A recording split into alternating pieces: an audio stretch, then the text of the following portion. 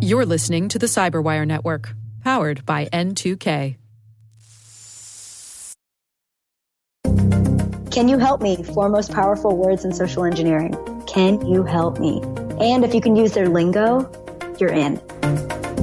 Hello, everyone, and welcome to the CyberWire's Hacking Humans podcast, where each week we look behind the social engineering scams, phishing schemes, and criminal exploits that are making headlines and taking a heavy toll on organizations around the world. I'm Dave Bittner from the CyberWire, and joining me, as always, is Joe Kerrigan from the Johns Hopkins University Information Security Institute. Hi, Joe. Hi, Dave. As always, we've got some interesting stories to share, and later in the show, we welcome Rachel Toback. She's the CEO of Social Proof Security.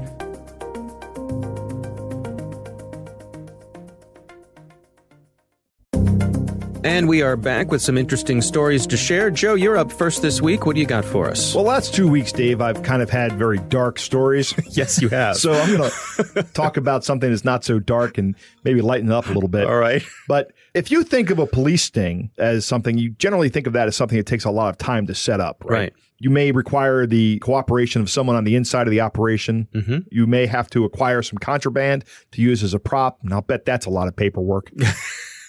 Lots of skulking about. Right. You have to run the long con. So some smart police have come up with a way to social engineer people with outstanding warrants. So here's the con. The mark is told that they've won a prize of some kind. Now, when you say mark, what are we talking about? We're talking about the person with the outstanding warrant. Okay. It's old con artist speak. I acquired the word from Harry Anderson's book. Yeah. Now, I was curious, who were they targeting here? So the police are after folks who haven't showed up for a court date or something like that. They may have an outstanding warrant for DWI or, generally when a small local police department does this, they're going after nonviolent offenders. But gotcha. Don't jump ahead yet, Dave. I'm sorry. Go ahead. Because I've got a really good one at the end of this. All right. So here's the con. The person with the outstanding warrant is told, you've won a prize. But you got to show up in person to claim the prize, right? So that's step one. And they may be told with a phone call. They may be told with a letter. They may be told with email. They may be told on social media. But they say, you've won a prize. Come on down. So when they show up at the facility, it's usually like a hotel or something.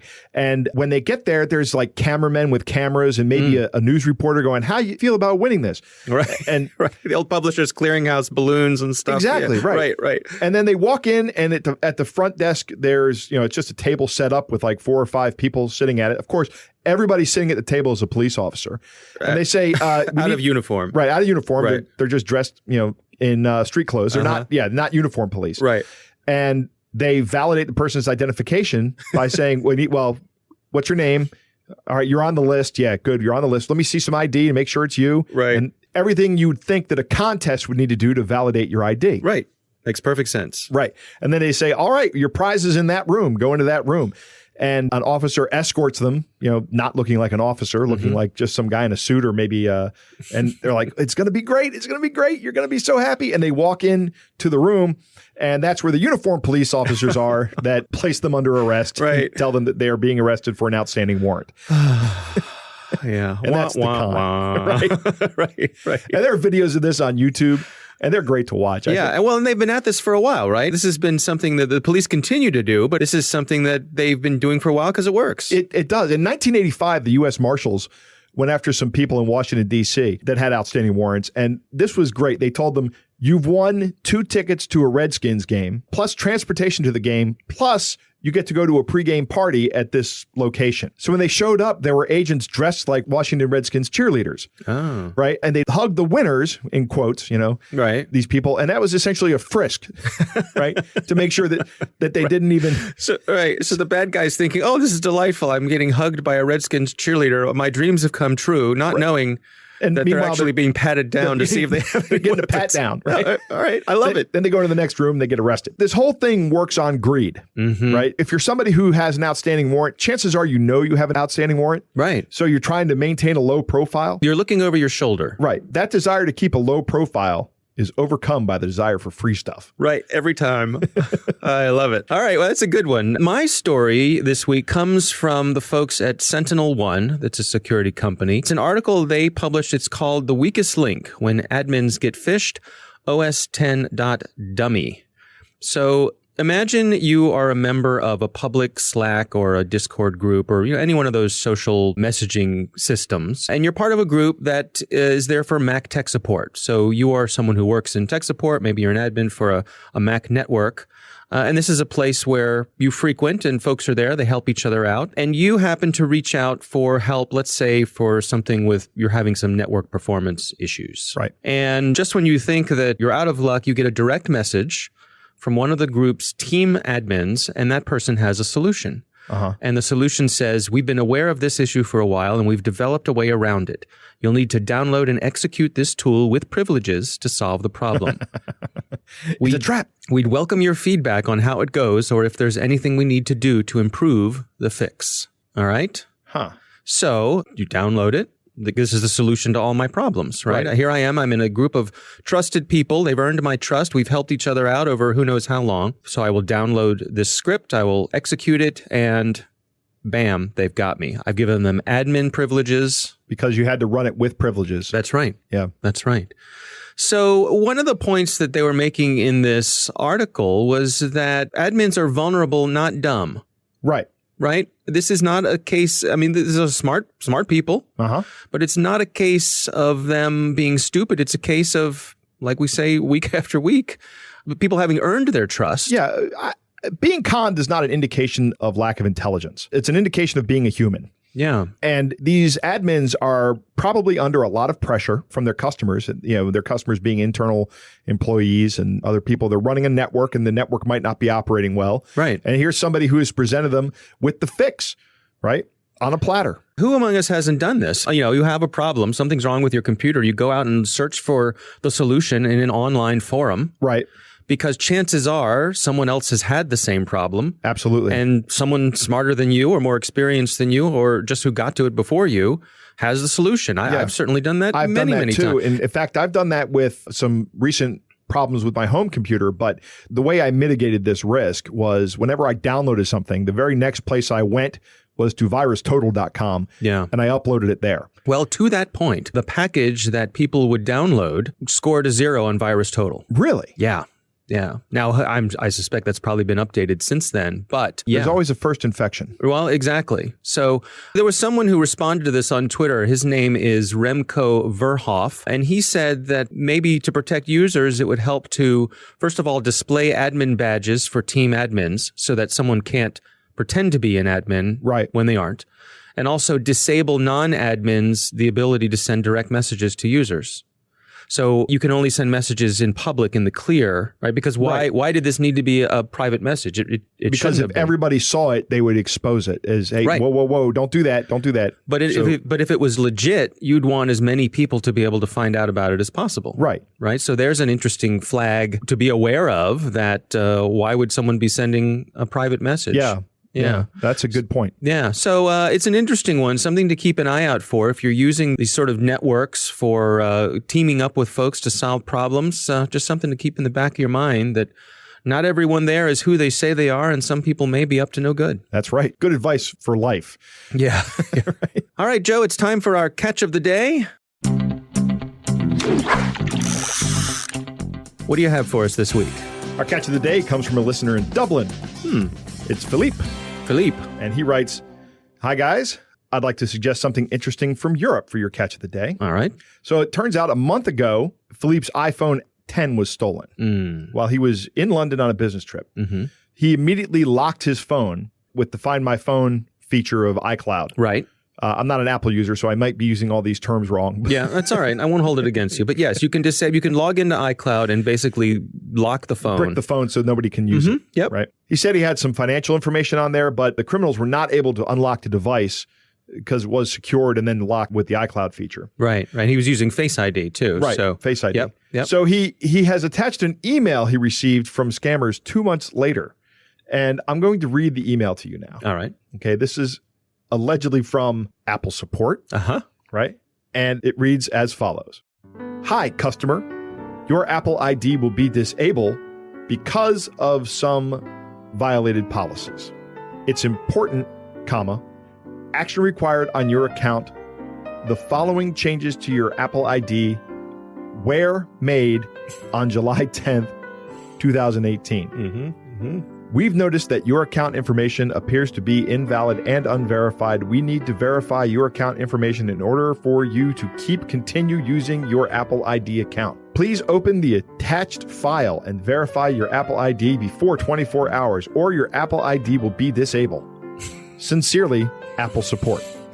Apple Support with a lowercase a. This whole thing is replete with capitalization and punctuation errors. Yeah, it's hard to describe to our listeners. For a company who is known for their meticulousness when it comes to design, right. This is laughable. Yes, it is laughable. So obviously a scam here. Obviously a scam. I mean, I wish we could show our listeners the capitalization. In the first sentence, Apple ID is all lowercase. At the end of it, it's Apple with a capital A, and ID is capitalized, both letters. Right. The sentence ends with a comma instead of a period. Right. Some sentences have no punctuation whatsoever. So, yeah. And it's one incredibly long run-on. This is just, if I got this, I'd be like, oh, geez. Yeah. You guys got to try harder. Now, it's interesting they were able to track him down. If you plug an iPhone into a Mac, it will give you some information about the phone. It'll give you the phone number. It'll give you however the person named the phone. So if Philippe had said, had named it Philippe's phone, included his last name, it's certainly plausible that they would have enough information to start trying to track him down. They could cross-reference some things. Right. And maybe that's how they were able to reach out to him. Could it be also that these two things are unrelated, that this is just, he lost his phone. And that's unfortunate, but then suddenly gets this email from a scammer trying to get him to run this app just because. Yeah. Fortunately, Philippe is a cybersecurity professional. That's right. So this did not work on Philippe. His radar was up, and and he did not fall for it. This one did not slip through his crap detector. That's right.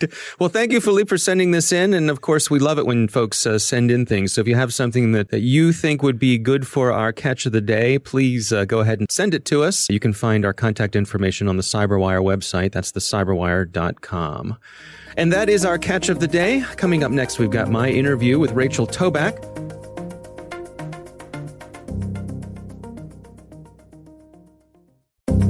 And we are back. Joe, I recently had a great conversation with Rachel Toback. She is the CEO of Social Proof Security. She is well known in the world of social engineering security. And in fact, she's demonstrated her social engineering skills in a number of social engineering capture the flag competitions. And so here's my conversation with Rachel Toback. I discovered social engineering in the past 5 or so years.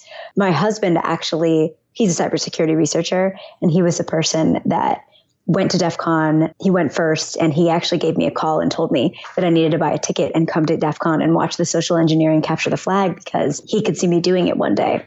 And I didn't believe him at all. How is that related to teaching, which is what I was doing at the time, and being a community manager? I was not completely non-technical at the time, but I had a background in applied behavior analysis, which is basically using persuasion to help people. And I used help people as a special needs educator, community manager, user researcher, many different things, but not in the cybersecurity world. So, he kind of figured out that was going to be what I should do. So you go to your first DEF CON as an observer first. Did you get the bug? Did you say, yeah, this is me? I went to DEF CON, made my fake badge, and basically just hunkered down and sat in the front row of the social engineering capture the flag. And I watched people in the soundproof booth making their calls. The people that I saw, they did a great job, but they kept hitting voicemail after voicemail. If you've ever been to the social engineering capture the flag, it's really tough. It takes a lot of luck for people to even pick up the phone. It happens. The calls that I were watching were happening on a Saturday. And so to get somebody like an employee of a company to pick up their phone on a Saturday, that's hard in and of itself. And so that year I ended up watching a lot of people get voicemails, but the calls that did go through were so impressive. And I just kept thinking, this is the exact same thing that I do when I get our bills lowered for Comcast, or when I call Verizon and try and merge accounts, or, like I'll call my pet insurance company and try and get information about my account without authenticating first. And I never knew that had a name. And after watching the SECTF at DEF CON, I realized that it did. And I applied the next year. And Chris Hadnagy, who leads the entire village, he took a huge chance on me. Yeah, Chris was actually the first guest on this podcast. He's an interesting guy. So you win 2 years in a row. And how does that transition into deciding this is what you want your career to be? It was kind of organic. So what happened is I ended up getting second place 2 years in a row, the top 2 win, and started talking with people about DEF CON, and people were like, you really should start telling your story. You should start giving some talks. And as soon as I got off the winner's podium at DEF CON my first year, an organization called Women in Security and Privacy, WISP, a nonprofit that helps advance women in the fields, they actually approached me and they were like, we want you to join our board, which was a huge break for me because I was able to learn from people in the field. They took me under their wing. And the more I told people about my story, the more they realized that I should start giving some talks and let people know my experience, because it was pretty nonlinear and I didn't really come from the InfoSec world. So maybe I can lend a different type of viewpoint. So I started giving talks, and the more talks I would give, the more people would come up to me afterwards and say, this talk, I would like you to give it at my work. Can you do that? I was like, I guess. So I started thinking, if I'm going to do that, I should probably form an LLC. So that's what I did.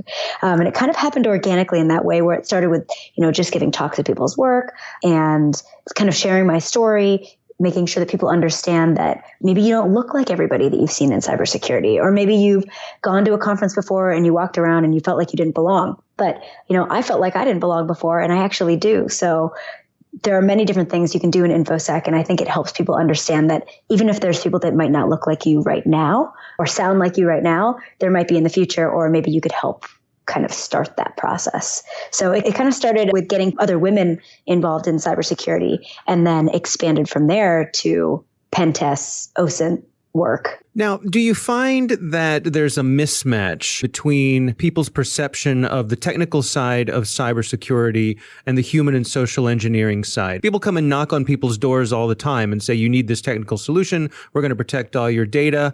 But I suspect they don't get as many people knocking on their door for the types of services you provide. Yeah, I haven't had to do a lot of door knocking. I've been pretty lucky. Pretty much every time I give a talk, there's a line of people who are like, I didn't realize this was a threat. You've just changed my understanding of our threat model. Can you come in next week? And I think we're at kind of like a golden age of social engineering, where I do have a lot of luck in the time that I came in here, where people don't know a lot about what can be done, how they can protect their employees. And we're really just starting to see the media show examples of how their employees got tricked, or how we're just starting to really understand that the majority of cyber attacks do start with social engineering. That's not something that we've understood for very many years.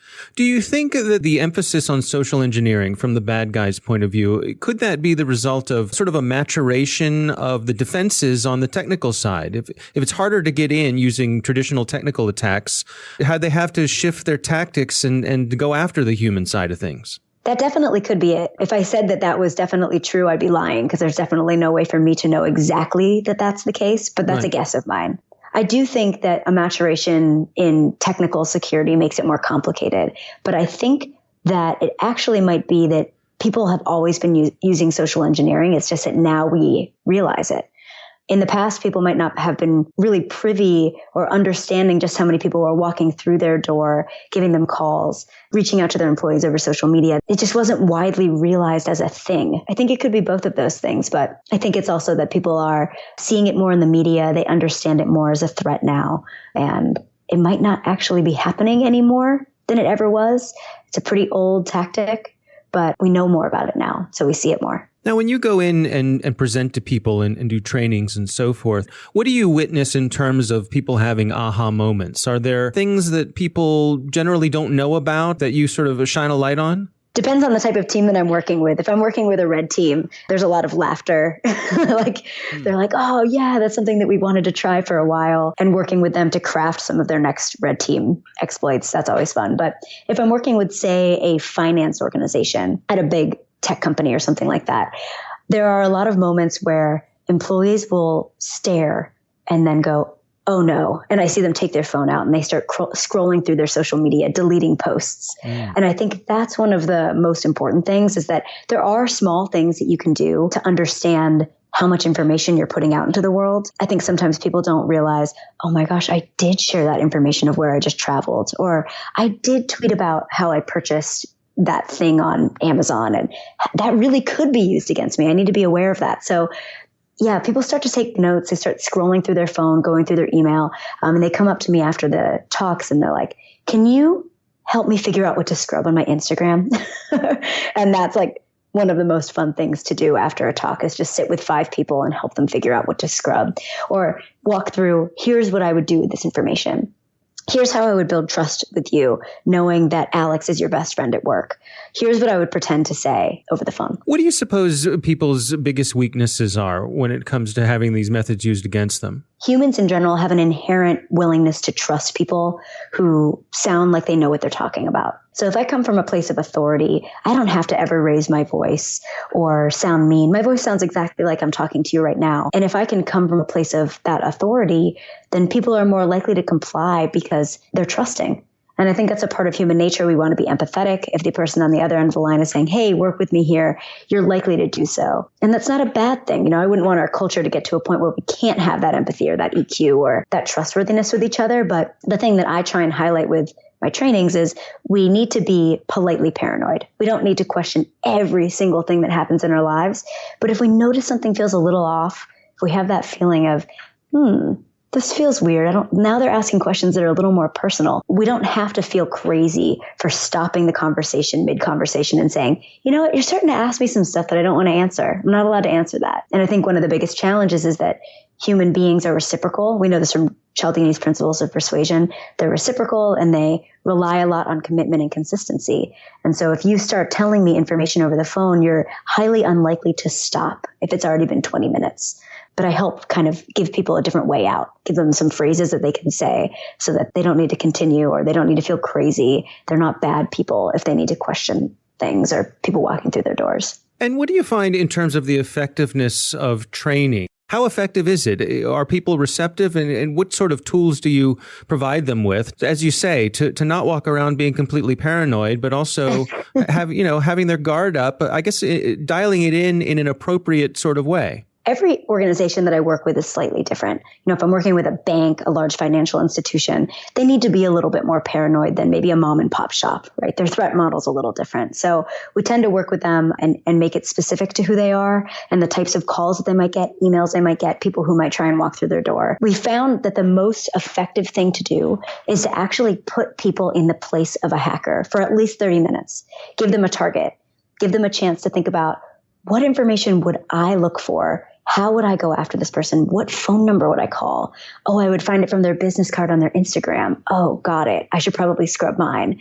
It's really abstract if we just give kind of high-level tips. But if we actually have somebody sit in the place of a hacker and think about what they would do, what a criminal might do, they're much more likely to carry that over into their personal and professional lives and actually be able to think constructively about what they want to change in their life to be more effective with securing their data, information, computers, all of that. We've seen it be extremely effective, more effective than just phishing campaigns alone or, slide decks. I think that's challenging. It's just kind of death by PowerPoint. If you can actually have someone try it, that's where the real change happens. That's where you actually see that click-through rate go down and the phishing rate go down. That was a great interview, Dave. Well, thank you. I think she's correct about the twofold reason we're seeing the increase in social engineering, both being that we're noticing it more and that it is increasing because the technology is getting better. I like to look at a lot of these things as economic problems and that people are now the weakest link in the most cost-effective means of getting into an organization. Right. So, as the other methods become more expensive because the defenses are better. Right. Good old-fashioned cons exactly. still work. And we need to inoculate ourselves. And that's kind of the mission of this podcast, right? Right. Yeah. So interesting. We're doing good for the world here. Rachel was great. I really enjoyed the conversation with her. Learned a lot. A couple more things. One, sometimes when I buy things on online websites, it says, share this purchase on your social media accounts. And she talked about, why would I ever want to share a purchase I make on a social media account? I guess other than bragging. Yeah. Look at this new Ferrari I just bought. Yeah, I guess. I'm not going to tell anybody I just bought a new Ferrari. First off, I'm never going to buy a Ferrari. You're a Porsche man? I'm a Toyota guy, Dave. I see. I'm with you. Gotcha. All right. Very good. Maybe a Mazda guy when I get a convertible for my midlife crisis car. Sure. But I really like the term politely paranoid. I might personally live at a level of paranoia that some might describe as unhealthy, but I do like the politely paranoid. It's okay to stop the conversation. And finally, the thing I really like about her is they think like an attacker, or think like a hacker, or think like a criminal. Yeah. I have a great example of this. All right. And this is kind of a rather crass story. Go on. My family was on the road one day. Yeah. And we're driving. This is up in Western Maryland. And there is on the side of the road, there's a school bus for sale. And my wife goes, we could buy that school bus and turn it into a camper. Right. And I go, camper? Just think of all the kids we could abduct with that school bus. Right? Because that's my thought process, right? Why is it okay for someone to sell a school bus? I could just buy a school bus, follow a school bus on its route, and then precede that school bus by a couple of minutes and pick up kids. Right. I mean, I'm not going to do that. I'm absolutely not going to do that. It'd be terrible and horrible. Right. But that's the way I think like an attacker. Yeah. And sometimes that offends a lot of people. And I think that is a huge problem, is that we don't think like attackers and we think that we're bad people for having these thoughts of these opportunities. That having the thought of the opportunity that could be used to abduct children does not make you a bad person. What makes you a bad person is actually doing that. Right. But thinking, hey, that's a vulnerability. How many times when your kids rode a school bus, did the school bus ever show up with a bus number just written on a piece of paper stuck in a window? The bus breaks down, the bus driver's sick. Driver's ill. Yeah. It's a perfect opportunity. So, it's funny. I remember when I was a kid, and you remember, did you have safeties, kids who were sort of deputized to be to be extra? They had a special little sash that they wore. We had that sash. Yeah, we had that too. But I remember one of my friends was a safety. Evidently, I was not chosen, eligible, whatever. Right. Neither was I. I'm still bitter about it. But but the safeties were actually trained as to what license plate numbers the county buses had. So like the prefix on the buses. So this is, however many years, decades ago. Right. People were thinking about this. Well, that's good. Yeah. I'm very glad to hear that, because that answers my question. Right. How do I know that that's the right bus? Yeah. But there was never a safety at my bus stop. Okay. But that was high school. Yeah, they kind of lorded over us. So yeah. In elementary school, I never rode a bus to elementary school because the school was right behind my neighborhood, so we just walked to it. Oh, interesting. I only rode a bus to elementary school. Really? Yeah. The limo drove me the rest of the time. Anyway, so our thanks to Rachel Toback for joining us. She is on Twitter at Rachel Toback, and the name of her company is Social Proof Security. We appreciate her taking the time with us. Thanks to the Johns Hopkins University Information Security Institute for their participation. You can learn more about them at isi.jhu.edu. The Hacking Humans podcast is proudly produced in Maryland at the startup studios of Data Tribe, where they're co-building the next generation of cybersecurity teams and technology. Our coordinating producer is Jennifer Iben. Editor is John Petrick. Technical editor is Chris Russell. Executive editor is Peter Kilpie. I'm Dave Bittner. I'm Joe Kerrigan. Thanks for listening.